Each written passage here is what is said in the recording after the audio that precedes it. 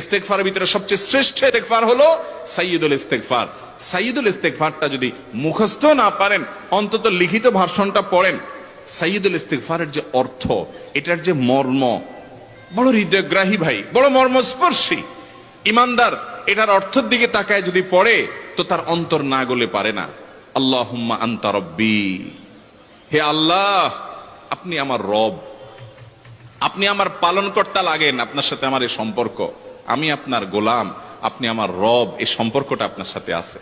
আল্লাহুম্মা আনতা রব্বি লা ইলাহা ইল্লা আন্ত, ও আল্লাহ আপনি ছাড়া আমার ইবাদত, আমার গোলামি, আমার দাসত্ব, উপাসনার উপযুক্ত আর কেউ নাই। আল্লাহুম্মা আনতা রব্বি লা ইলাহা ইল্লা আন্ত খালাকতানি, আপনি আমাকে সৃষ্টি করেছেন। ওয়া আনা আবদুক, আল্লাহ আমি আপনার গোলাম।